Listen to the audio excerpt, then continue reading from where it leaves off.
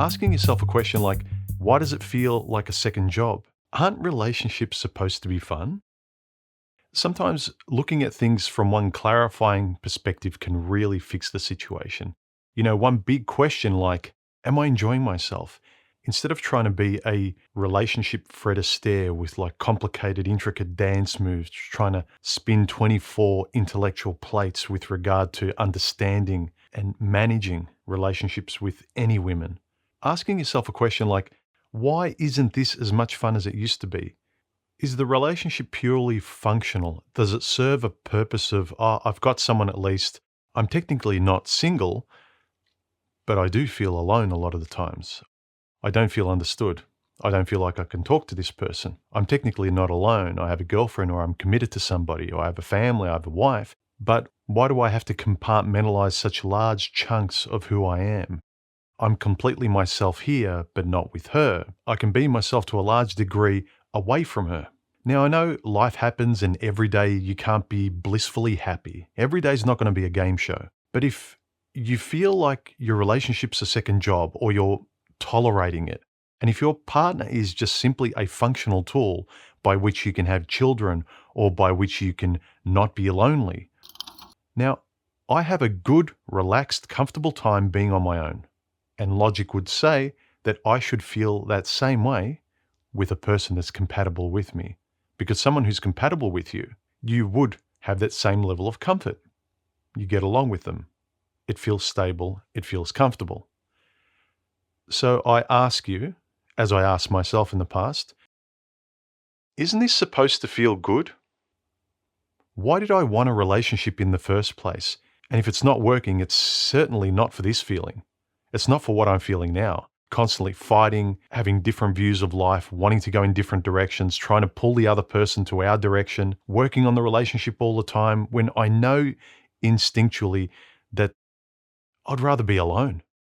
Simple questions, If I felt better before I met her, if I had less stress before her, if I feel better on my own than with her, then why the fuck am I in this relationship? Because we're certainly not trying to work out the puzzle of being on our own. It's relatively easy and relatively comfortable. But because it's another person and we can't read their mind and we can't control them, we think that it needs to be hard.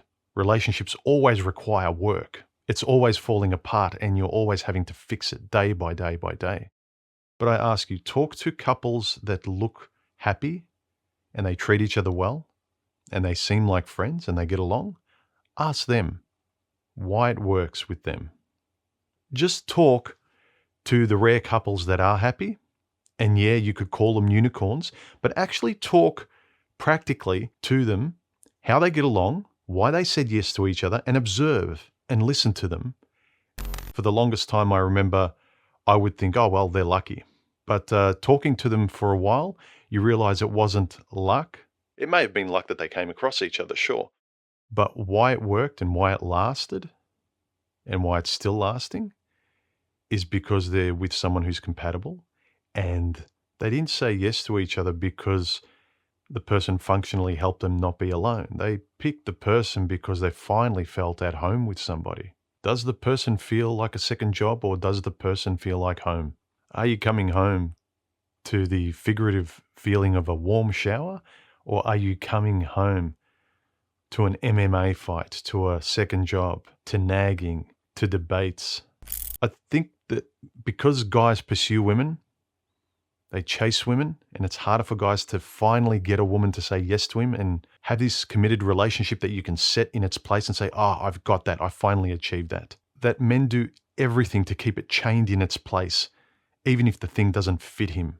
And because everyone's doing the same thing, it seems normal, and everyone tells you it's normal. Relationships are a lot of frustrating work, according to everybody. As I've said many times, people avoid this incompatibility with somebody because they don't want to talk, and they just say, well, men and women are so different that you can't talk. What's the point of talking? Nothing will come of it. I'm speaking one language, she's speaking another. And that's a convenient excuse to avoid facing that you may not be right for each other, that you may be better off alone. Or one simple open conversation could actually fix a hell of a lot. I'd say that for most of us, our lives on our own are a lot more fun than constantly picking incompatible people that you don't talk to, that in your silence you both agree, well, this is the way things are done. We struggle through life together, calling ourselves a couple, without connecting in any way, without expressing ourselves in any way. And so, of course, you feel more alive when you're not around them, when you're not talking to them, because you don't. You're not really with them. You're with a body that doesn't make you feel alone. But I would rather be happier and calmer and enjoy my life alone than be with someone I'm always struggling with. Relationships aren't meant to be hell. We instinctively know, despite what everyone says, and I felt this, that all the good things I would want from relationships, and I'm not being hyperbolic, even though a lot of people say I am, relationships can't be walking through hell every day to get scraps of good things and a little bit of reprieve here and there, and you call that a good life. We know it's not. We know that it's better off being alone. And I think that's why a lot of us, me included in the past, you would convince yourself it's black and white. You're happier alone or you're miserable with somebody else. I don't know. I do know. And I think we all know. Relationships should be a lot more fun than people begrudgingly accept them as being. Let me know your thoughts in the comments section. Join the channel, subscribe, and I'll catch you in the next video, people. Later.